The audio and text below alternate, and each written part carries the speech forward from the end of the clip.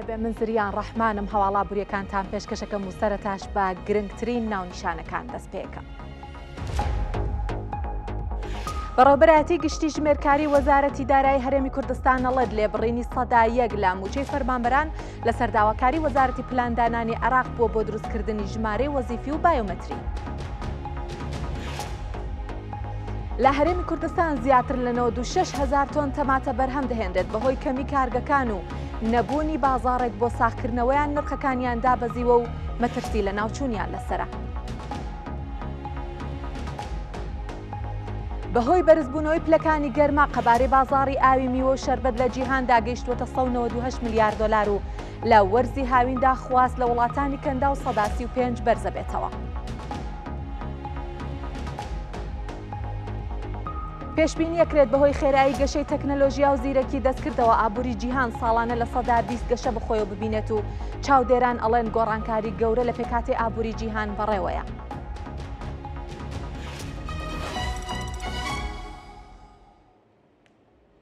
دووبارە سڵاوتان لێبێ. ئەو هاوڵاتیانی هەرێمی کوردستان کە ڕۆژی ڕابردوو موچیان وەرگرتووە ئەوانش کە ئەمڕۆ و سبەی موچەکانیان وەرەگرن جگە لە سوودمەندانی چاودێری کۆمەڵایەتی و خانەنشینان سەدا یەک موچەی بنەڕەتیان بڕاوە. جا بەڕێوەبەرایەتی گشتی ژمێرکاری و وەزارەتی دارایی هەرێمی کوردستان ڕوونکردنەوەیەکی لەم بارەیەوە بڵاو کردووەتەوە ئەڵێت ئەو لێبڕینە لە سەرداواکاری وەزارەتی پلاندانانی عێراق بووە کە داوای کردووە بۆ دروستکردنی ژمارەی وەزیفی و بایۆمەتری ئەو لە سەداییەکە لە موچەی فەرمانبەران ببڕدرێت. وەزارەتی دارایی یەڵێت ئەو لێبڕینە بۆ هەموو فەرمانبەرانی عێراقیش بووە جگە لە سوودمەندانی چاودێری کۆمەڵایەتی و خانەنشینان. ئەشڵێت ئەم بڕیارە تەنها بۆ مانگی 5 بووە یەک جارە و لەلایەن وەزارەتی دارایی فیدراڵەوە جێبەجێکراوە. دوای زیاتر لە 2 مانگ چاوەڕوانی لە کۆتاییان موچەخۆرانی هەرێمی کوردستان لە ڕۆژی ڕابردووە دەستیان کردووە بە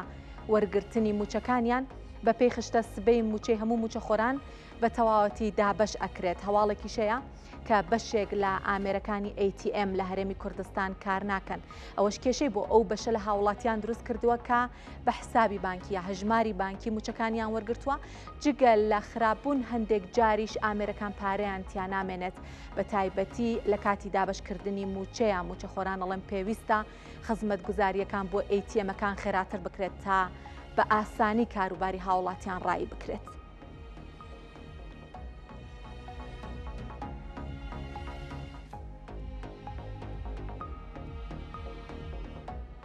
با لە بابەتی موچەی مانگی 5 دوور بکەوینەوە کە 2 مانگیش بە دواکەوتنەوە دراوە هەندێک زانیاری دەربارەی موچەی مانگی 6 و ڕادستکردنی داهاتی ناوخۆ لەلایەن هەرێمەوە بۆ حکوومەتی ناوەند وەربگرین لەبەرەوەی کە حکوومەتی فیدراڵی ناردنی موچەی موچەخۆرانی هەرێمی کوردستانی بەستووەتەوە بۆ بابەتەوە. بۆ ئەم پرسەش قارەمان جەوهەر پەیامنێرمان لە هەولێر لەگەڵمان ئامادەی قارەمان سڵاوت لێ بێ پێمان بڵێ نوێترین زانیاری لای تۆ چییە؟ زریان ئەو کاتت باش سبەش تەواوکەری خشتەی موچەی مانگی 5 هەرچەندە تاوەکو ئێستا بەشێکی زۆری موچەخۆران موچەکانیان وەرگرتووە، بەڵام سەبارەت بە موچەی مانگی 6 ڕێکارەکان لە هەرێمی کوردستان تەواو بوونە ماوەیەکی زۆرە. وەزارەتی دارایی گەنجینەکان ڕێکارەکانیان تەواو کردو و لیستەکە لە بەغداشە چاوەڕوان دەکرێتن لە ڕۆژانی داهاتوو تیمێک لە وەزارەتی دارایی سەردانی بەغدا بکە بۆ ئەوەی کەوا ئەو تێبینیانە یاخود هەرکەم و کوڕیەکە لە لیستی موچەی مانگی 6 بێتن چارەسەر بکرێت. چەندە بە پێو زانیاریانەی کە هەیە دەگوترێتن دەست باوردبینی لیستی موچەی مانگی 6 کراوە، بەڵام ناردنی موچەی مانگی 6 ئەنی پەیوەست کراوە بە هەندێک داواکاری کە بەغدا بە هەمان شێوە لە مانگی 5 داواکاری هەبوو. بەشێک لە داواکاریەکانی جێبەجێکرا لەلایەن هەرێمی کوردستان. یەکێک لەوانە ڕادەستکردنی نیوەی داهاتی هەرێمی کوردستانە 150 چاوەڕوان دەکرێتن ئەو ڕێکارە ئەگەر دەست پێ بکرێت چاوەڕوان دەکرێت بکەوێتە هەفتەی داهاتوو بە تایبەت ناردنی 150 داهاتی هەرێمی کوردستان. لەگەڵ ئەوەش هەناردەکردنی نەوت هەرێمی کوردستان تا ئێستا دەتوانرێت کەمێک گرفتی تەکنیکی ما بۆ ئەوی کەوا دەست بە هەناردە بکرێت. لەگەڵ ئەوەشکە داهاتی بەرەمهێنانی نەوتیش کەمی کردو تا ئێستا نەگەیشتۆ ئەو ئاستەی کە بەر لە هێشە درۆنیەکان لە هەرێمی کوردستان بەرهەم دەهێنرا. بۆیە ناردنی لیستی یاخود موچەی مانگی 6 بە هەموو ئەگەرێکەوە دەکەوێتە تەنانەت گفتوگۆکانیشی دەکەوێتە هەفتەی داهاتوو بەو پێی کە وەزارەتی دارایی سەرقاڵی ئەوەیە کە تیمێک ڕەوانەی بەختا بکات لەگەڵ ئەوەش کە پێداچوونەوە وردبینی لە لیستی موچەی مانجی 6 لەگەڵ کۆتایی هاتنی چاوەڕوان دەکرێت چەند ڕۆژێکی پێ بچێت دواتر بڕیاری خەرجکردنی موچەی مانجی 6 بدرێت بەڵام ئەمەشیان دەگەڕێتەوە سەر ئەوەی کە وەزارەتی دارایی عراق تا چەند دڵنیا دەبێت یاخود ڕازی دەبێت بەو داواکاریانەی کە هەرێمی کوردستان بۆی جێبەجێ دەکات سەبارەت بە ڕادەستکردنی 150 داهات لەگەڵ هەناردەکردنەوەی نەوتی هەرێمی کوردستان زریان هەواڵێکە بوو یاخود زانیاریەکە بوو سەبارەت بەوەی کە لە سەرەتای مانجی داهاتوو واتە مانجی هەشت دەست بە هەناردەی نەوتی هەرێمی کوردستان دەکرێتن و گرفتی موچە نامێنێتن بەڵام ئەمەشان دەگەڕێتەوە سەر ئەوەی کە چاوەڕوان دەکرێت لە ڕۆژانی داهاتوو کۆبنەوەکان و ڕێکارەکانی وەزارەتی دارایی عراق یاخود ئەو وەفدەی کە لە هەرێمی کوردستان بەتایبەت ئەو وەفدە تەکنیکی کە تایبەتە بە لیستی موچەی فەرمانبەران کە لە مانگەکانی پێشووتریشەوە سەردانی بەغدایان دەکرد دەرئەنجامەکانی چۆن دەبێتن ئەو کات بڕیاری خەرجکردنی موچەی مانجی 6 دەدرێت قارەمان ئەزانین کە کوردستانیش بەپێ ئەو زانیاریانەی قارەمان ئەزانین کە هەناردەکردن ینی قەبارەی هەناردەکردنی بەرهەمهێنانی نەوتی هەرێمی کوردستان بەهۆی هێرشە درۆنیەکانەوە کەمی کردو بەهۆی ئەوەشەوە لەگەڵ عێراق پێک هاتوون کە چەنی بەرهەمهێنا ئەوەندە ڕادەست بکە ئێستا لە قسەکان تاوتت کە کێشەی تەکنیکی تێکەوتووە هەناردەکردنی نەوتی هەرێمی کوردستان حکوومەتی فیدراڵ لەمە ئاگادارە یان ئەمەش دیسانەوە بێت بە کێشە لە بەرەی پرسی موچە گرێدراوە بە نەوت و داهاتی نانەوتی هەرێمی کوردستانەوە زریان ئەو کێشە تەکنیکی ئەوەیە کە باسم کردی ینی بەوەی هێرشە درۆنیەکانەوە داهات یاخود بەرەمهێنانی نەوت کەمی کردوتەوە ئەمەش تا چەند دەبێتە هۆکاری ئەوەی کە سۆمۆ ئەنی ئەو بڕەنەوتەی کە ئێستا بەرهەم دەهێنرێتن ئەنی لە چەند ڕۆژی داهاتوو چاوەڕوان دەکرێت بە پێ و زانیارانەی کە هەیە لە مانجی هەشتەوە دەست بە هەناردەی نەوت دەکرێتن ئەو کێشە تەکنیکیانەی کە لە کۆبنەوەکانی پێشووتریش گفتوگۆی لەسەر کرابوو تا چەند چارەسەر دەبن واتە بەهۆی هێرشە درۆنیەکان بەشێک لە چێلگەکانی نەوت یاخود بەرهەمهێنانی نەوت زیانیان بەرکەوت بەشێکیان لە کارکەوتن و کاریان نەکرد تەنانەت بەشێکیان بەهۆی ڕاگررتنی نەوتێرەمی کوردستانەوە بەرهەمهێنانی نەوتیان ڕاگررت بوو بۆیە ینی ئەم کێشانەی کە پێشووتر هەبوون بەشێک لەو کێشە تەکنیکیانەی کە لە کۆبنەوەکانیان لەگەڵ بەغدا باسییان کردو وەفدی هەرێمی کوردستان چاوەڕوان دەکرێتن ئەو کێشە تەکنیکیانەش چارەسەر ببن بۆیە بە پێ و زانیاریانەی کە هەیە لە مانجی هەشتەوە هەناردەی نەوتی هەرێمی کوردستان دەست پێ بکاتەوە ئەو کات گرفتی موچە یاخود ئەو بیانوانەی کە لە هەرێمی کوردستان و وەزارەتی دارایی باسی دەکەن بۆ هەناردەکردنی موچەی فەرمانبەرانی هەرێمی کوردستان نەمێنێتن و موچە لە وادەی خۆی دابەش بکرێتن و بەغدا ڕەوانی بکە بۆیە ئەوەی کە زریان هەیە زانیاریە ئەوەیە کە ینی هەموو کۆبوونەوە و یاخود دەرئەنجامی ئەو بڕیارانەی کە لە موچەی مانجی 6 دەدرێتن چاوەڕوان دەکرێتن بکەوێتە هەفتەی داهاتوو بۆ پێی کە سبەی لە هەرێمی کوردستان کۆتا ڕۆژی دابەشکردنی موچەیە کە ڕۆژی یەکشەممەیەک باسیشم کرد بەشی زۆری وەزارەت و موچەخۆران موچەکانیان وەرگرتووە لە ڕۆژانی داهاتوو واتە لە ڕۆژانی دووشەممە تاوەکو پێشەمە ئەو ڕێکارانەی کە وەزارەتی دارایی عراق خۆیان دەیگرنە بەر تابەشکردنی موچەیە کۆکردنەوەی داهاتە لە عراق ئەمانە ئەو پرسانن کە چاوەڕوان دەکرێت لەم هەفتەیە لە بەغدا یەکلای بکرێتەوە لەگەڵ ئەو ئامادەکاریانەی کە هەرێمی کوردستان دەیکا بۆ ئەوەی کە 150 داهات ڕاداستی بەغدا بکە یاخود بیداتە بەغدا ئەمەشیان دەکەوێتە هەفتەی داهاتوو بۆ پێی کە چەند ڕۆژێک تێپەر دەبێت لەسەر دابەشکردنی موچە یاخود لە ناو پرۆسەی دابەشکردنی موچەی وەزارەتی دارایی سەرقاڵی ئەوە نابێت یاخود لە توانایدا نابێت لەلایەک موچەدا بەشکاتون لایشتر سەرقاڵی کۆکردنەوەی داهات بۆیە کۆکردنەوەی داهات و ڕادەستکردنی داهاتیش دەکەوێتە هەفتەی داهات و ئەگەر هەرێمی کوردستان و بەغدا بگەن بە ڕێکەوتن یاخود نزیک بوونەوە سەبارەت بە ناردنی موچە لەلایەن وەزارەتی دارایی عراق. باش زۆر سپاس قارەمان جەوهەر پەیامنێرمان لە هەولێرەوە سپاس بۆ زانیاریەکانت. جیاواز لە بابەتی بڵین موچەی مانگی 6 و 7 ئەمەوێ لێرە هەندێک باسی موچەی خانەنشینان بکەین لە بەرەوەی ئەم مانگە ئەو بڕەپارەی کە هات بۆ موچەی موچەخۆرانی هەرێمی کوردستان جیاوازیەکی هەبوو لەگەڵ مانگەکانی تر جیاوازیەکەشی 15 ملیار دینار بوو 15 ملیار دینار زیاتر هاتە سەر هەژماری وەزارەتی دارایی هەرێمی کوردستان کە ئەمەش بۆ موچەی 5 مانگی ئەو موچەخۆرانە بوو کە لە سەرەتای ئەم ساڵەوە خانەنشین کرابوون کاروبارەکانیان ڕایی کرابوو وەی ترچوو بوون ڕێزی خانەنشینان و توانیان 5 مانگ بوو ینی بەم 2 مانگەی تریشەوەەوە بۆ 7 مانگە چێ موچیان وەرنەگرتووە موچەی 5 مانگیان بەیەکەوە وەرگرتووە ئەمانە کە موچەی 5 مانگیان بەیەکەوە وەرگرتووە نزیکەی 10,000 کەسن. بڕیاری ئەنجومەنی وەزیران دەربارەی خانەنشینکردنی ژمارەیەک لە فەرمانبەرانی هەرێمی کوردستان ئەوە بوو کە ینی یاسای خانەنشینی لە هەرێمی کوردستان هاوتا بکرێتەوە لەگەڵ یاسای خانەنشینی یەکگرتوو لە عێراق یاسای خانشینی یەکگرتوو لە عێراق واتە لە هەرێمی کوردستان پەیڕەو بکرێت بە پێی یاساکەش لێ ینی لە دایکبووانی ساڵەکانی 1962 1963 و 1964 لەم ساڵە ئەبێ خانەنشین بکرێن کارەکانیان ڕایی بکرێت و بچنە ڕێزی خانەنشینان و موچەکانیان وەکو خانەنشینێک وەربگرن نەک وەکو فەرمانبەرێک وە ژمارەی خانەنشینانی نوێ لە دوای پەیڕەوکردنی ئەم یاسا لە هەرێمی کوردستان 25,000 کەسی تر بە ژمارەی خانەنشینان زیاد ئەبووە تا لە دوای ئەو یاسایەوە 25,000 کەس لە فەرمانبەرەوە ئەبوون بە خانەنشین وەکو وتمان 10,000 کەسیان توانیان ئەم مانگە نزیکەی 10,000 کەس موچەی 5 مانگیان بەیەکەوە وەربگرن و ئەوانی تریش هێشتا کاروباری یاساییان ماوە و ماوەیەکی تری پێچێت تاوکو کارەکانیان جێبەجێ بێ و بتوانن موچەکانیان وەربگرن. نزیکەی 19,000 کەس لەو 25,000 کەسە کە باسمان کرد مامەڵەکانیان تەواو بووە و لەم 19,000 کەسەش 10,000 کەسی ئەم مانگە نزیکەی 10,000 کەسی موچەی 5 مانگیان وەرگرتووە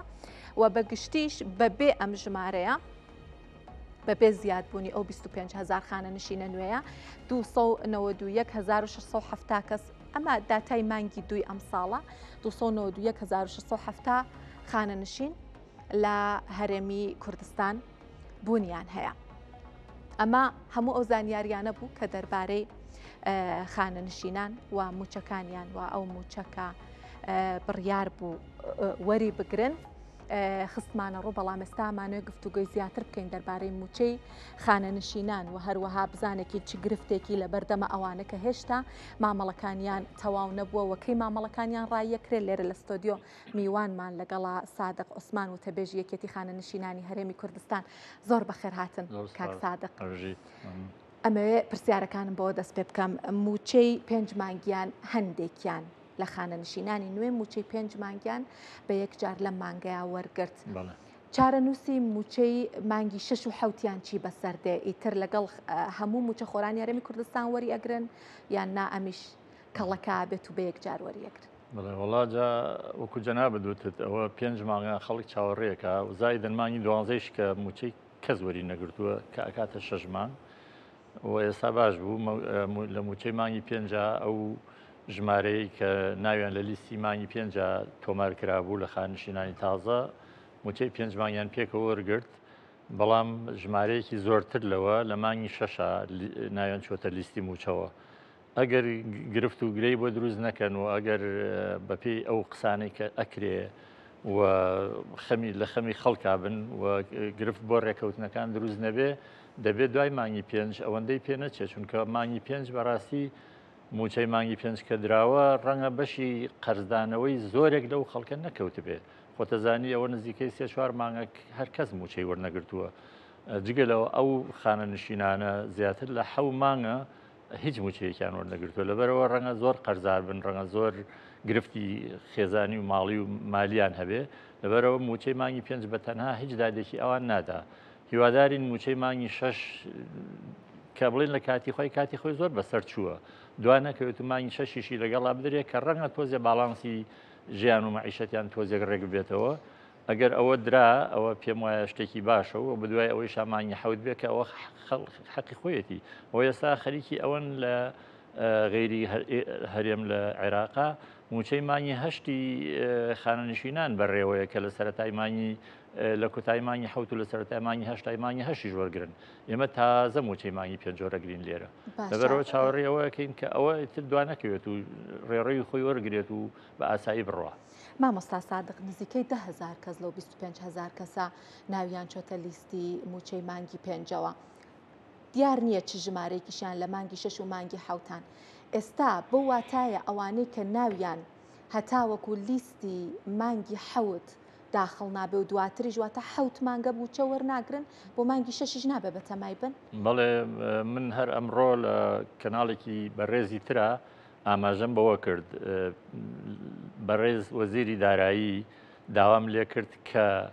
تۆزێک بە ژیانی خانەنشینانە بچنەوە باشە بە ئەوانەی کە ناویان لە لیستی موچەی مانگی شەشایە و ئەوەی ناویان لە لیستی موچەی مانگی حوتایە با مانگەکانی 1 و 2 3 و 4 و کە ئێستا 5 درراوە 5یان لەگەڵا بدرێتێ با مانگی 6 و حوتیان مێنێ بۆ ئەو مانگەی کە خەڵکی تر موچەی تیاوەگرێت لەگەڵ خەڵکا بیاندرێتێ بەڵام گوناحی ئەوان چییە حەو مانگە موچیان دواکەوتو بەڕاستی داوا ئەەکەم لەوە بەڕێز وەزیری دارایی کە من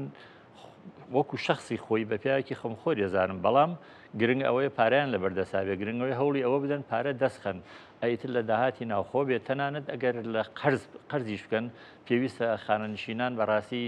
خەمێکیان لێ بخورێت چونکە ئەوانە ئەم هەرێمەی ئێمە لەسەر شانی موچەخۆر و مۆزەف و مامۆستا و ئەوانەی کە خزمەتیان بەم خاکە کردووە ئەوە لەسەر پێ تا ئێستا ڕاوەساوە ئەگەر وەفایان بۆ ئەوانە نەبێ خەڵکی تریش لە داهاتووە هیچ ئومێدێکی نابێتەوە خزمەتی ئەم هەرێمە بکە لەبەرەوە داوایان لێ یەکەم کە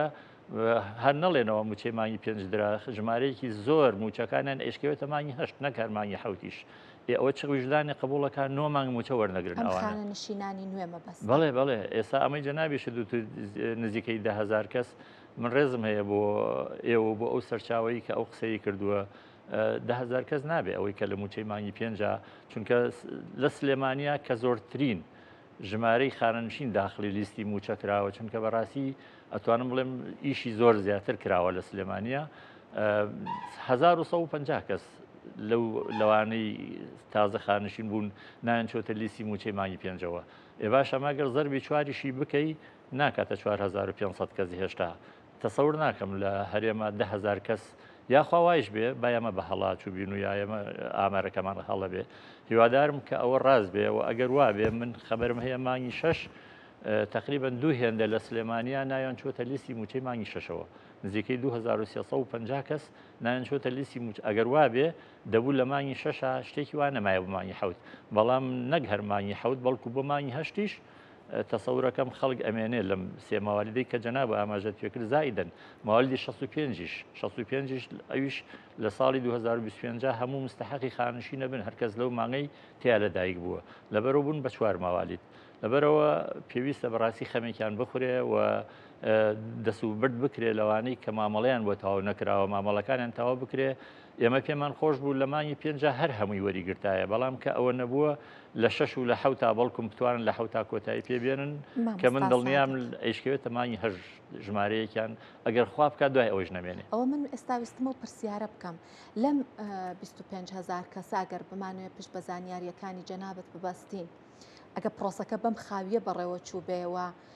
4,000 کەسیش تۆمار نەکرا بە مانگی 5 کەوایە چەند مانگە خایانێ گەروا بێ نابێت چاوەڕێی مانگی هەشتیش بکەین بۆ ئەوەی تری لە 25,000کە کەماوە ئەوەی کەم تەبەن ئاماری ڕاستەقین و دقیق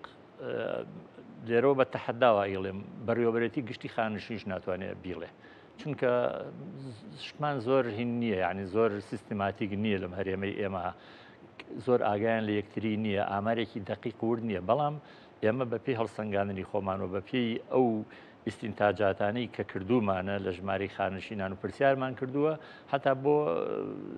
تەئیدی قسەکەی خۆم ئێمە لە مانگی 4 لەگەڵ کەناڵێکا لە هەولێر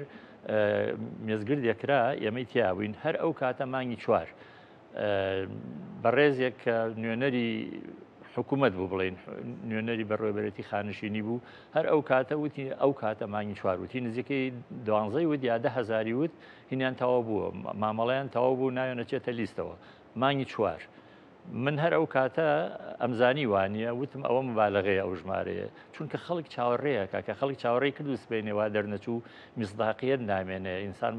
خەڵک بڕوا بە قسەکان ناکە لەبەرەوە هیچ پێویست ناکە ئەو مبالغەیە بکرێ من پێم وانە لە مانگی 6 و 7 ئەگەر وا بواە دەبوو لە مانگی 7 تا بەلای زۆرەوە لە مانگی 7 تا هەمووان نانم چاتە لیستی موچەوە خۆیا خواوا بێ بەڵام باوەڕ ناکەم وا بێت دەیژمێنێتەوە بە مانگی 8 بەڵام گرنگ یەک شتە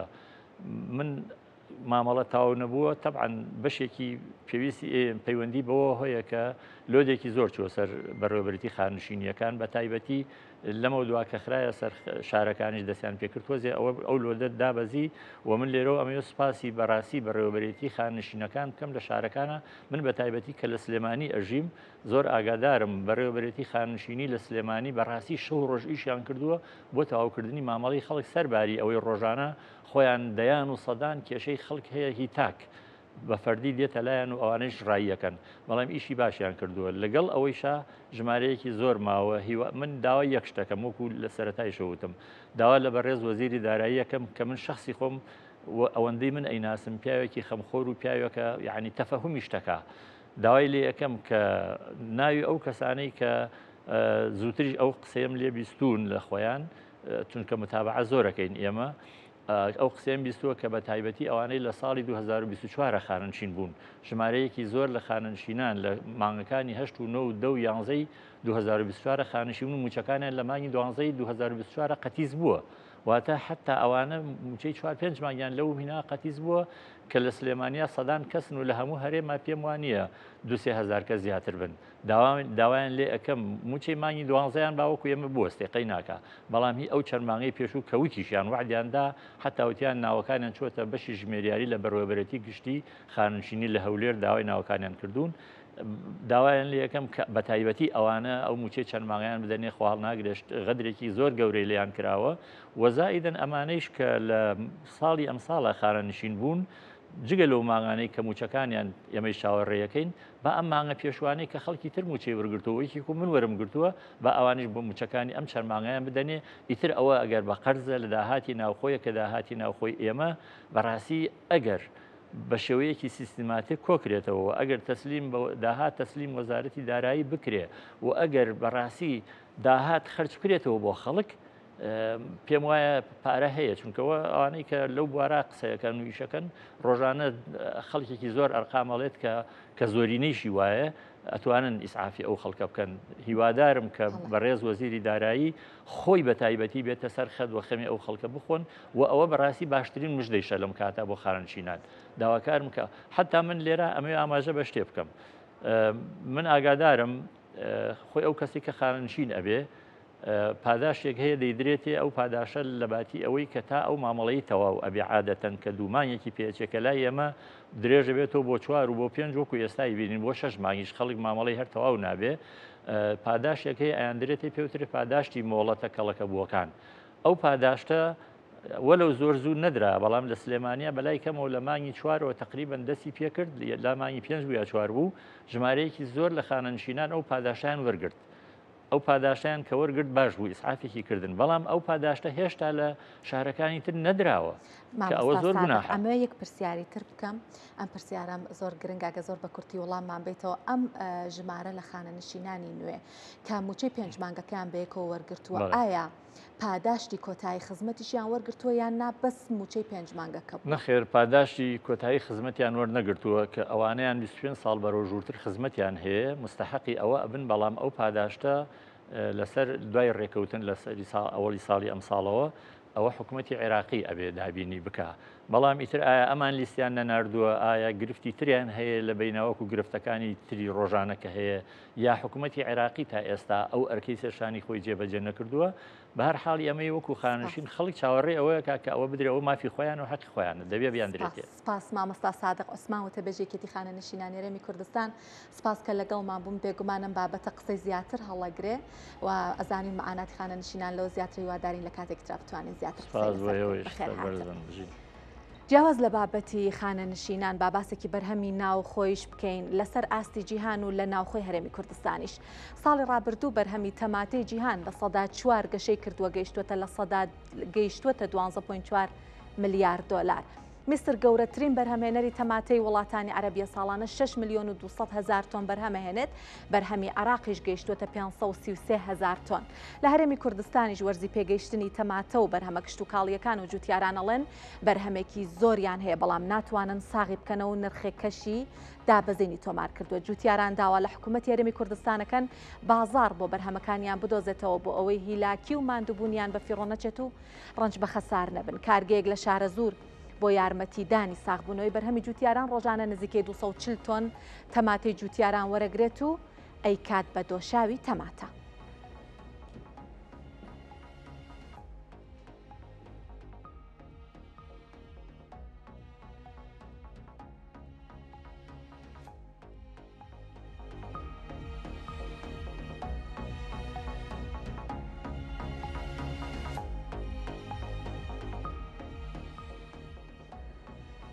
باسی تەماتەتان بۆکەم لە جیهانە لە عێراق و لە هەرێمی کوردستانیش با بزانین ئاستی بەرهەمی تەماتە چۆنە و لە بەرەوەی ئەمە بەرهەمێکی ناوخۆیە کە بەڕاستی قەبارێکی باشیشی لێ بەرهەمەهێنین لە ئاستێکا کە جوتیاران خەمی ساغکردنەوەی بەرهەمەکانیانە دیارە ئەمە ڕەنگە بتوانێت هەناردە بکرێت، ڕەنگە بتوانرێت بازاڕەکانی تریش بەکار بهێنرێت بۆ ساغکردنەوەی، بەڵام زیاتر لەگەڵ میوانێک باس لەم بابەتاکەین کە چۆنەکرێت یارمەتی ئەم بابەتە بدرێت. لەسەر ئاستی جیهان ساڵی 2024 12 ملیار و 400 ملیۆن دلار تەماتە هەناردەکراوە، لە سەدا 4 هەناردەکردنەکەی بەرز بووتەوە بەراورد بە ساڵی 2023 کە 11 ملیار و 900 ملیۆن دلار بووە. هەناردەکاران ئەگەرمانوێت بە پێی کیشوەرەکان باسی لێ بکەین، سەرەتا ئەوروپایە کە 39 لە سەدا 39.6 تەماتەی جیهان هەناردە ئەکرێت لە ئەوروپاوە، لە ئەمریکای باکوورەوە سەدا 35.2 تەماتەی جیهان هەناردە ئەکرێت، ئەفریقا سەدا 15، ئاسیا کە پێمان وایە ڕەنگە وڵاتێک بێکە بۆ کشتوکاڵ گونجاو بێ بە تایبەتی بەرهەمی تەماتەوەی کە خۆمان بەچای خۆمانەی بینین قەبارەکەی باشە بەرچاوە، لە سەدا نزیکەی 10 بەرهەمی جیهان لە ئاسیاوە هەناردە ئەکرێت، ئەمریکای لاتین سەدا 0.6 و ئۆقیانوسیا وڵاتانی ئۆقیانوسیا سەدا 0.1 تەماتەی جیهان هەناردەکەن. بە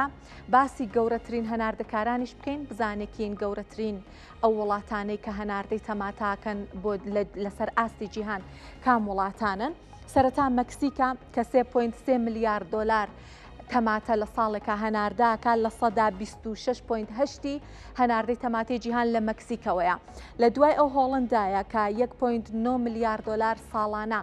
هەناردەکات، زیاتر لە سەدا 15 تەماتەی جیهان لە هۆڵنداوە هەنارداکرێت. مەغریب لە ڕیزبەندی سێمایە کە 1.7 ملیار دلار هەنارداکە، لە سەدا 13 هەناردەی تەماتەی جیهانەکات.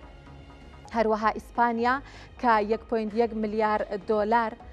هەنارداکە، لە سەدا 8 بەرهەمی تەماتەی جیهان و لە کۆتاییشە دیارامە هەڵەیەک ڕوویداوە مەکسیک دووبارە بۆتەوە، بەڵام لە سەدا 5 بەرهەمی تەماتەی جیهان لە خۆگرە بازانیاری زیاتر هەر لەم بارەیەوە وەربگرین. گەشەی هەناردە ئەو وڵاتانە کە زیاترین گەشەیان تۆمار کردووە سەرەتا تونسا کە 62.2 ینی هەناردەکەی گەشەی کردووە، دواتر مەغریبە لە سەدا 45 گەشەی کردووە، ئەمریکا لە سەدا 33 گەشەی کردووە، کەنەداش لە سەدا 17 وڵاتانە زیاترین گەشەیان بەخۆبینیوە لە ڕووی هەناردەی تەماتەوە. بەرهەمهێنەرانیش لە وڵاتانی عەرەبی گەورەترین 5 بەرهەمهێنەری تەماتە سەرەتا میسرا کە 6.2 ملیۆن دلار ملیۆن تەن بەرهەمەهێنێت، جەزایر 1.6 ملیۆن تۆن بەرهەمەهێنێت، مەغریب 1.3 ملیۆن تۆن بەرهەمەهێنێت کە مەغریب لە ڕیزی گەورەترین هەناردەکارانیش بوو لەسەر ئاستی جیهان. تونس 1.2 ملیۆن تۆن بەرهەمەهێنێت و سووریاش 730 هزار تۆن ساڵانە بەرهەمەهێنێت. یەکێک لە گەورەترین بەرهەمهێنەرانی وڵاتانی عەرەبیە. دیارە بەرهەمی سووریا بەرهەمێکە کە لە هەرێمی کوردستانیش خوازیاری باشی هەیە. بازانیاری زیاتر هەر لەم بارەیەوە وەربگرین، بزانین بارودۆخی عێراق و هەرێمی کوردستان چۆنە. عێراق 533 هزار تۆن لە ساڵێکا تەماتە بەرهەمەهێنێت، لە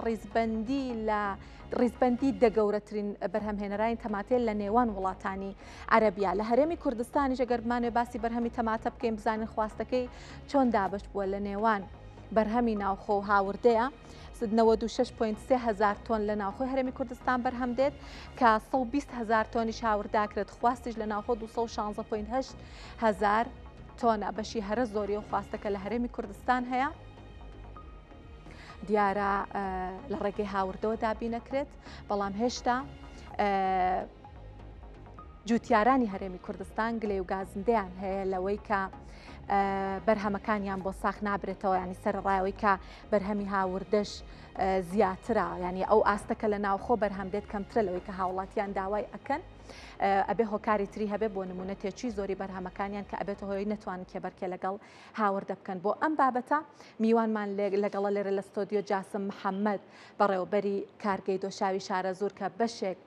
لە بەرهەمی تەماتی هاوڵاتیان ساغەکاتەوە کاک جاسم زۆر بەخێر هاتن زۆر سپاس بابزانین کارگەکە ئێوە لە کێوە دامەزراوە و زیاتر تەماتی کام ناوچانە وەرەگرن لە هەرێمی کوردستان زۆر سپاسانەکەم بسم الله الرحمن الرحیم کارگەکە ئێمە لە ساڵی 2014ەوە دامەزراوە بەڵام ئێمە لە ساڵی 2007ەوە بەرهەمی تەماتەمان بەرهەم هێناوە و دۆشاومان خستوەتە بازارەکانی هەرێمی کوردستان و هەموو عێراقەوە دوای ئەوە کە لە عێراق و لە هەرێمی کوردستان کە پەخشمان کرد و بازارێکی جوانی بۆ دروست بوو هەروە دوو وڵاتی عەرەبی و چەند وڵاتێکی ئەوروپیش داوایان کرد و هەناردەمان کردووە بۆ دوو وڵاتی عەرەبی و ئێستاش بۆ حەوت وڵاتی ئەوروپی ئەنێرین و تا ئێستا سوپاس بۆخوا بەردەوامی لە بەرهەمهێنانی دۆشاوی تەماتە. باشە کاک جاسم من ویستم بپرسم بڵێم بەرهەمی دۆشاوی تەماتەی ئێوە ئەتوانێ کێبەرکەی ئەو بەرهەمانە بێ کە هاوردە ئەکرێ بۆ هەرێمی کوردستان بۆ نمونە بەرهەمی ئێرانی بەرهەمی تورکی بەڵام بۆ تایواڵن هەناردەشی ئەکەن تەنانەت ئەی خواستی ناوخۆیەکی چۆنە؟ بەڵێ بابەتی دۆشاوی تەماتە بەداخەوە لە هەموو وڵاتان کە پێی ئەوترێ ئاڵتونی سوور ینی دوای نەوت بایەخ بە دۆشاو ئەدرێ خۆتان ئەزانێت لە ناو ڕیزبەندیەک هەیە لە ئەوروپا وەکو ئەو جەنابەت ئێستا ئاماژە پێەیە لە هەموو عالەمە ئەم ڕیزبەندی هەیە بۆ ئەو وڵاتانەی کە بەرهەمهێنەری تەماتەن و هەروەها بۆ ئەو خەڵکانەی لە وڵاتەکان کە بەکارهێنەری دۆشاوی تەماتەن ئەو ڕیزبەندیەکە لە هەموو جیان هەیە بەڵام بەداخەوە تا عێراق تا ئێستا بە تایبەتی لە عێراق بایەخ بەوە نەدراوە. عێراق وڵاتێکە لە وڵاتانەی کە زۆر گونجاوە کەش و هەواکەی و خاکەکەی گونجاوە لەگەڵ ئاوەکەی بۆ بەرهەمهێنانی تەماتە بەڵام تا ئێستا وەکو چەند سێکتەری تر هەن ئەم سێکتەری تەماتێش لە کشت و کاڵا بە گشتی کشت و کاڵ لە عێراقەوە بە تایبەتی تەماتە فرامۆش کراوە ئەجینا ئەگەر بێت و بایەخ بە تەماتە بدرێ ئەم ئاڵتونە سوورە ئێمە ئەتوانین هەناردەی دەرەوەش بکەین ئەتوانین نەژێڵین نەدۆشا و نەتەماتە لە دەرەوە بێتە ناو خاکی ناو عێراقەوە هەر هەمووی بەگشتی ئەو لە سەعبە دەرەچێ خۆتەزانی ئەسەر بە تایبەتی لە پارێزگاکانی ناوەڕاست و خوارەوە لە 3 ژەمە خەڵک دۆشاوی تەماتە بەکارێنێ لە کوردستان بە تایبەتی 2 ژەم ئەمە هەر هەمووی پارەیە پارەکەش دەرەچێت دەرەوە ئەگەر لە ژنێکی پسپۆر هەبێت دراسەیەکی جوانی وردی ئەمە بکە بگەنە خاڵێکی هاوبەش ئەتوانین لە عێراقا ئێمە پێویستمان بە دەرەچی نەبێت سەڕایەوە هەناردەش بکەین عێراق یەکێکە وڵاتان چەند شوێنێکیان هەیە کە تەماتە بەرهەم ئێن بەڵام لە عێراقا تەماتەیەک لە بەسرە دەرەچێت کە زۆر جوانە تەماتەیەک کە لە شارە زوو دەرەچێت کوالێتی هیچ تەماتێک لە جیهانە ناگاتە بە کوالێتی تەماتەی دەشتی شارە زوو لەگەڵ قوشتەپەی هەولێری خۆشەویست. باشە کاک جاسم ئەگەر ئاوایە بۆچی جوتیارانی هەرێمی کوردستان قەبارەی بەرهەمهێنانیان زۆر کەمترە لە خواستی ناوخۆ بۆچی ناتوانن ئەو بەرهەمانیان لە ناوخۆ بە هاوڵاتیانی خۆمان بفرۆشن وە گلێ و گازندەیەوەکەن کە نرخی کەم ئەکات بۆیان ساغ ناکرێتەوە داواکەن بۆیان هەناردە بکرێم کێشە چییە؟ کێشەکە ئێمە داواکارین لە لایەنی پەیوەندیدار ئەم بابەتە بە جددی و بە گەورەی بگرێ و دیراسەیەکی گەورەی بکەن ئێستا ئێمە بە تایبەتی ئەو دۆشاوەمان کە ئەی خەینە بازار دۆشاویی سروشتیە بۆچی کوالەتی بەرزە لەبەرەوە تەماتەی با بڵێن تەماتەی شارزوو لەگەڵ قوشتەپە لەگەڵ سمێڵ ئەدنانی دۆگ ئەمانە خۆیان لە خۆیان لەبەرەوە کە ئەرزێکی ساغە کشت و کاڵی تیان نەکراوە زەویەکان کەمترین چیمیایی پێوار چیمیاوی تیان نییە ئەم تەماتە کە کوالەتی بەرزە ئێمەش دۆشاوەکەمان زۆر کوالەتی بەرزە بەڵام بەڕاستی وڵاتانی دراوسێت دەستیان خستوەتە بینمان بە هەموو شێوەیەک ڕکابەریمانەکەن بە تایبەتی کۆمپانیەکانی وڵاتانی دراوسێ دیراسەیەکی زۆر وردەکەن بە تایبەتی لەم کوردستانە بەداخەوە کە بووە بە زۆنی زەرد و سەوس کە ئێمە چوینە ئەم بوارەوە هەست دەکەین لە دەرەوە لە وڵاتانی دراوسێ دیراسە ئەکەن بزانن کە ئەو بڕەپارە کە دایان ناوە کە خۆراک بە تایبەتی دۆشا و بنێرن بۆ هەرێمی کوردستان و بۆ عێراق بەگشتی ئەگەر مانگێک کەم کە ئەوان پێ ئەزانن بۆ نمونە هاوڵاتی ئێستا ئەچێ بۆ بازار کە دەستی ڕاهاتوە لەگەڵ دۆشاوی دەرەشی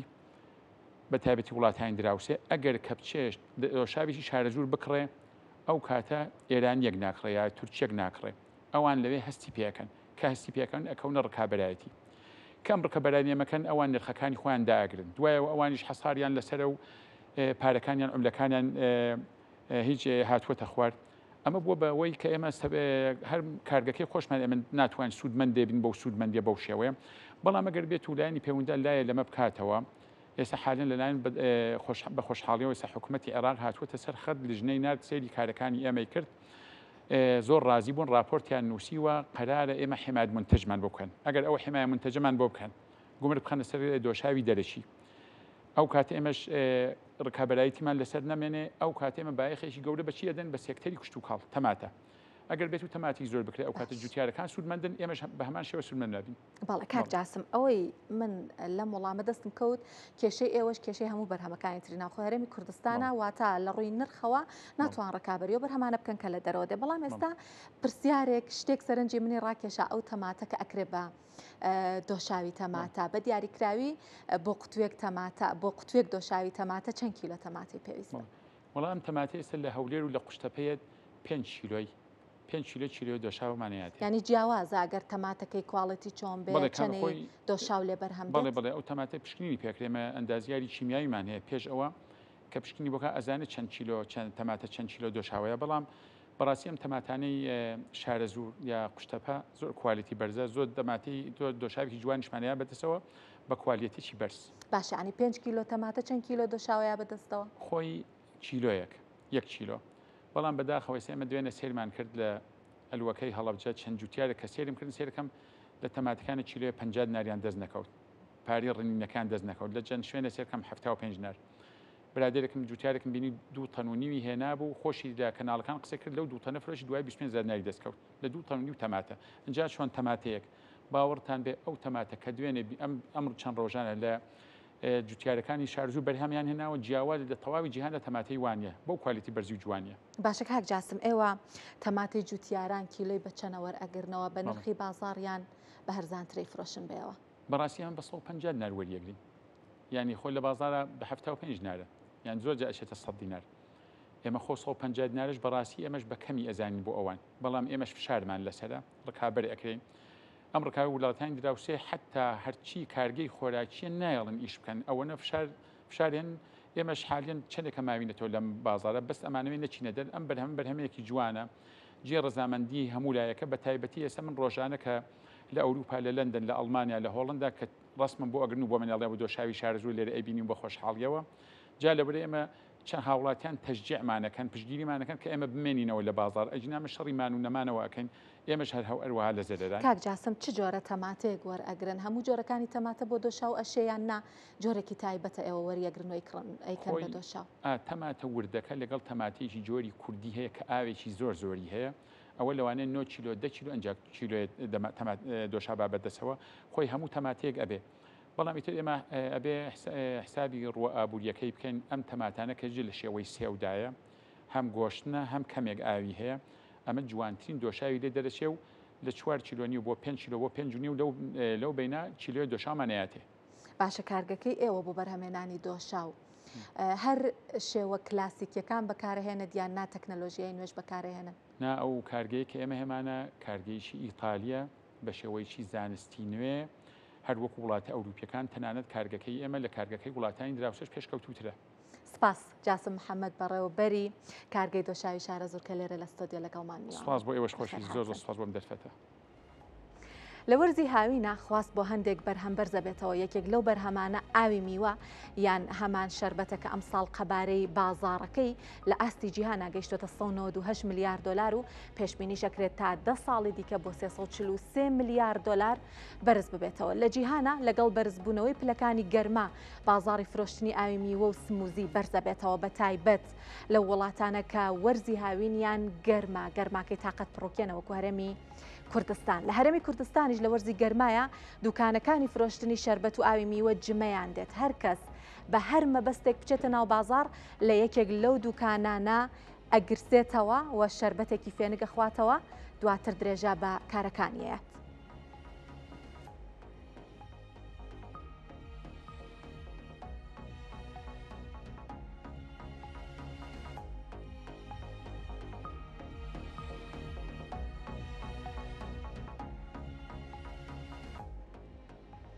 هەندێک بەرهەم هەیە کە هاوڵاتیانێکن بە کارێکی بچووک بە بازرگانیەکی بچووک و ئەتوانن داهاتێک بۆ خۆیان پێیا بکەن. هەندێک جار وەکو بازاڕی ئاوی میوە بازاڕی شەربەت وەرزیە لەگەڵ هاتنی وەرزی گەرما داهاتی دوکاندارەکان و فرۆشیارەکانیش بێگومان بەرز ئەبێتەوە، بەڵام لەوانەیە قەت کە ئەو دوکانە بچووکانە ئەبینین بۆ نمونە لە بازاڕی مەولەوی لە بازاڕی ئۆرزی تەسەور نەکەین کە قەبارەکەی لەسەر ئاستی جیهان لەو ئاستەیە بەرز بێت و فرۆشتنەکەی ملیاران دۆلار بێت. بەڵام لێرە ئامەوێ من بۆتان باس بکەم کە پێتان بڵێم لەسەر ئاستی جیهان ساڵی 2025 قەبارەی ئەو بازاڕە قەبارەی فرۆشتنی ئاوی میوە و شەربەتی فرێش بێگومان 198 ملیار دۆلار بووە. جاگەر بانەوە دابەشی بکەین ئاوی میوە بۆ خۆی 145 زیاتر لە 145 خواستی لەسرە سموزیش کە بە میوەی بەستوو میوە کاخەنە ناو منجەمیدا ئەبەستێ ئەو کات دروستی ئەەکەنەیکەن بە شەربەت زیاتر لە 132 خواستی لەسرە. ساڵی 2024 قەبارەکەی 176 ملیار دۆلار بووە. دیارە ئەم ساڵ بەراورد بە ساڵی ڕابردوو قەبارەی بازاڕی ئاوی میوە و شەربەتی فرێش بەرز بووەتەوە کە ئەگەر بمانەوێ دابەشی بکەین ئاوی میوە قەبارەکەی 160 ملیار دۆلار بۆ ساڵی ڕابردوو، سموزی قەبارەی بازاڕەکەی 16 ملیار دۆلار بووە و مەوادە سەرەکیەکانیش ئەوەی کە ئەو دوو بەرهەمەی لێ دروست ئەکرێ وەکو میوە و ڕەنگە شەکر و هەر بەرهەمێکی تر سەهۆڵ کە پێویستیان بێ 5.3 ملیار دۆلار بۆ قەبارەی بازاڕەکەی لە ساڵی 2024 بە ئەگەر زانیاری ترمان هەبێ وەری بگرین هەر لەم بارەیەوە بڵێ. بازاڕی شەربەتی فرێش و ئاوی میوە ساڵانە نزیکەی 106 گەشە ئەکات بەرزبوونەوە تۆمار ئەکات. ساڵی 2035 پێشبینیەکرێت کە قەبارەکەی بگاتە 343 ملیار دۆلار و زۆر بەرزبوونەوەیەکی بەرچاوە بەراورد بە ئەم ساڵ و ساڵی ڕابردوش. گەشەکەشی لە وەرزی هاوینە ئەڵێ هەموو ساڵێک هاوینان لە 125 بۆ 135 خواست بۆ شەربەتی فرێش بۆ ئاوی میوە لە وڵاتانی جیهان گەشە ئەکات و بێگومان لە وڵاتانی گەرم گەشەکەشی زیاتر ئەبێ. زیاترین خواستیش بۆ ئەم جۆرە شەربەتە فرێشانە بۆ ئاوی ئەم میوانەیە، یەکەمیان پرتەقاڵ و شلک و شووتی و مۆز و هەروەها مانگۆ و میوانان کە زیاترین خواستیان لەسەر ئاستی جیهان و هاوڵاتیان حەزەکەن بە شێوەی شەربەتی فرێش لە هاوینە لە وەرزی گەرما بیخۆنەوە. ئەگەر بانێ باسی هاوین بکەین بزانین لە هەر وڵاتێک زیاترین گەشە لە چه وڵاتێک ڕوئەیە بۆ شەربەتی فرێش بۆ ئاوی میوە وڵاتانی کەندا و دیارە لە بەرەوەی کە گەرماکەیان یەکجار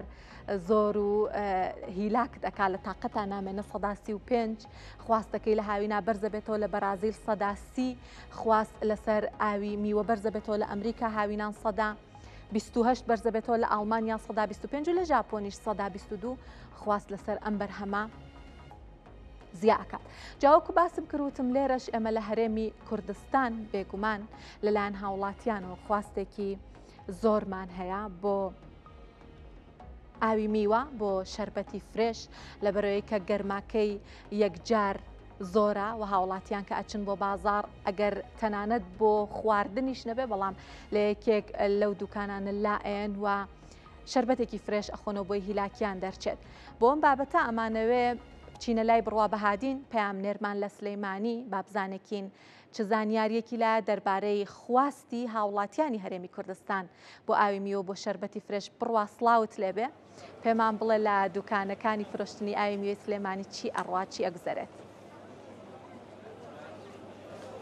بەڵێ زریان سڵاو لێبێت هیوادارم زۆر باش بێت هەڵبەت ئێستا لە نێو بازاڕی سلێمانی دیارە ئەنی خۆت باس کریا بەتایبەت لە وەرزی هاوینانە یعنی خواستێکی زۆر لەسەر بابەتە ساردەمەنیەکان هەیە و بەتایبەت و دوکانانی کە شەربەت و دۆدرمە و با بڵێن بابەتە ساردەمەنەکان دەفرۆشنجا ینی لە هەرێمی کوردستانم هاوینان بازاری دوکانەکان گەرمە بەڵام ئێستا دەتوانم بڵم کە ینی تاوکو ڕادێک بە موچەی هەندێک کاریگەری کەمی لەسەر دروست کردووە بەتایبەت یعنی سلێمانی کەشەکەی ڕاستە گەرمە بەڵام جیاوازیەکی هەیە لەگەڵ شوێنەکانی ترە واتە ئێرە باشترە بۆیە هاوڵاتیان بەردەوامیانی دەچنە دوکانەکانی شەربەت و ئەو شوێنانی کە ساردەمەنی دەفرۆشن بەوەی کە ئەنی لەم جەوە گەرمایە کەمێک خۆیان فێن بکەنەوە و جامێ بزانم یعنی بەتایبەت زریان خوازە سەر کام جۆرەی شربەت و ساردەمەنیەکان زیاترە کە هاوڵاتیان دێن بۆ ئێرە و دەیخۆن ئەمەژەوەرە دەرەوە. جابا من بچمە لای خۆیان هەندێک زانیاریان لێوەربگرم. کاکە سەرۆر سڵاو لێ. سڵاو لێبێ بەخێر بێ سپاس دەکەم ڕێزی. ئیش و کارتان چۆنە؟ وڵی لە چاو پار و پێرارە ساڵ بە ساڵ کزە بێ کسترە بەڵێ باشە بۆ هۆکارەکەی چیە؟ هۆکارەکەی بەڕاستی ئەم قەیرانی بێموچەی و ئیتر ئەم قەیرانە دەستکردانێکە ئەم میلەتی ئێمە ژیری خواردەوە دەستی هەموو ساڵی قەیران دروستە بێت. جاو لە لایفەکەیە باسم کردم ڕەنگە بێموچەیی هۆکارێک بێ بۆی کە ئەوە خەڵک کەمترێتە دوکانەکانی سەردەمەنیەوە بەڵام یعنی ئەم هاوینە دەتوانین بڵێن بەراورد بە هاوینەکانی ساڵانی ڕابردوو چۆن؟ بەڕاستی موچە هۆکارێکی سەرەکیە بۆ ئیشەی ئێمە بە تایبەتی ئێسامە ئەگەر لە خۆی زیابێت کەسێک بێ پارەی لە خۆی زیابێت ئەو کاتە ئەماخۆ ئەمە سلعێکی زەڕوری نییە. ئەم ساڵیش لە چاو پارە بەڕاستی کەمتر بۆتەوە وەکو پار نییە هەموو ساڵی ئەڵی ساڵ بە ساڵ خۆزگەم بەپار. ئەم ساڵ بازار کسترە زۆر کسترە. بەڵام ڕەنگە شتێکی پێویستیش بێ ینی خەڵکێتە بازار بۆ سار بوو خۆستارکردنی خۆفێنی. نا ئەمە پێویست نییە زۆر پێویست نیە توانین ساڵێک نەیخۆی کێشە نیە توانین لە ماڵەوە بیخۆی بە میوە بیخۆی توانین خۆ لە ماڵەوە دروستی یانێکی زۆر مشتاقی نەبێ نایخوا کێشەی نییە. دوکانەکانی ساردەمەنیانی وەکو خۆمانەزانین بەتایبەت لە هاوینانە ئیشانەیە جاگەر هاوینان ئاوە بازارەکە کەسبێ نەکەبنە زەرەرەوەیەوە بارۆڵا زۆر ئێستا ئەمە ڕۆگە لەوانێ پاری کارەباکە دەرنەکاتەوە بۆ ئێمە بەڵێ چۆن ئەمە قەیرانێکە بۆ خۆی کە زۆر لە سەرێ ماکێ ئێستا بۆتە ئەم بێموچێ بۆتە بۆ هۆی بێ ئیشی و بێکاری بێ بازاڕی و ینی بێزگەلەوەی کە ئەم گەرمایان ژاتۆتە سەری خەڵک نایەتە بازار جاکە گیرفانیشتە بەتاڵ و بۆچی بێ بۆ بازار لەوانێک کە سیوا بێ پارەی پاس و تەکسەکەی پێ نەوێتە ناو بازار. ئێوە بەردەوام لە بازارن ئەگەر بۆ منە ساڵانی ڕابردووەم کاتانە باتی تا بازار ینی زۆر قەرەباڵەخ و بەڵام ئێستا ئەوە دەبین بەردەوام ئاوە زۆر قەرەباڵە بۆ ڕۆژانی تر بەس ئێستا بهین پار و پێرار بەس ئەم ساڵ نە ئەم ساڵ بەڕاستی زۆر خراپ بوو سا بە تایبەتی ئەمڕۆ پشوشە ئەوە خەڵک زۆر لە بازار وایە بەس ئەوە تاخۆ بازارەکە بینی کە چۆڵە لە چاو پار و پێرارە یانی ساڵ بە ساڵ چۆڵترە بێت. کاتی کارکردن تا فەرقی نەکردەوە بۆ ئێم پێ بازاڕیە بۆ منە زووتر بڕۆنەوە لە ڕۆژانی تر ڕابکە بەرەوەڵا فەرقی کردەوە ینی هەر جاریات تااقەتیش نییە ڕۆژی وایە سعات دەین جاران سعات هەژە لە بازار ڕوین سا ڕۆژانە سعات دەین ئێواران زۆر ڕۆینەوە ینی بەڕاستی جاریواڵی نێکیتەوە باشترە بۆی پارەی کارەبا و ئاو زۆر بۆ نێتەوە. باسی ئەو کارەبە و ئاوت کرد ئێستا کارەبای 24 ساعتێکە بۆ نەکاریگەری نەخسۆتە سەرەوەی کە بۆنەوە جەمیدە کەمتری ئیش پێ بکەن یاخود ئامێرەکانی دیکەوە بێگومان بەرەوەڵا بێت ڕاچایە و شتانە بکەی بەس ئێمە ناچارین کە ئەمانە داگیستێن یان ئێسامە سار دەبێت شەربەتەکە و تێگەچێ ئەموو جەمیدەکە و دایمە ئیشکە ئەمەش کارەبا زۆر سەرفەکە ئەو شەربەتەش نەکە نەفرۆشرا هەر لەویا ئەو کاتە تو بەس پارەی کارەباکەیدەوە ڕاستی زەرە نرخی ئەو میوانە نەگۆڕاوە کە بۆ نەیکردنەوەیکەن بەش نانە نەوەڵا نەگۆڕاو ئەمە باشتریشمان کردو کوالێتەکەی نرخەکەشیمان نەگۆڕیوە خۆش بە سپاس زیاتەکەشە قوربانم چاوەکەم بەڵە زریان یعنی هەڵبەت و جوابیستی وی بەڕاستی ئەنی هۆکاری بێموچەیی ئەوەندە هۆکارێکی گەورەیە کە وای کردووە ئەنی نەک دوکانەکانی ساردەمەنی بەڵکو شوێنەکانی دیکەش و ئەو ئەنەی بۆ منە کەلوپەلانی کە پێداویستی ڕۆژانی هاوڵاتیانیشن فرۆشیان کەم ببێتەوە چونکە ینی بەڕاستی موچە کاریگەری گەورەی خسۆتە سەر بازار و هاوڵاتیانیش ینی ئەگەڵێن بۆ ناگەر موچێ مانگی 5 کاریگەری ناکەگە موچێ مانگی 6 بێ هێشتا خەڵکە قەرزارە باوەڕ ناکەن کە بازارەکان بە تەواتی وبشێتەوە جا هۆکاری کەمی فرۆشی دوکانەکانی سەردەمەنیش هەر هۆکاریەیشنە ساڵانی ڕابردوو کە داهاتی نەبازار ئەم دوکانە سەردەمەنیانە بەڕاستی بەرنائەکەوتن ئەوەندە خەڵک داهاتن ئەوەندە خەڵک سەردانیان دەکردن. سپاس بڕوا بەهادین پەیامنێرمان لە سلەیمانی کە لەگەڵ مامۆی سپاس بۆ خۆت و سپاس بۆ میوانەکەشت. بەم جۆرا بە یارمەتی هاوکارانم گەشتی هەواڵابووریەکانم پێشکەشکردن زۆر سپاس کە بینەرمان بوون.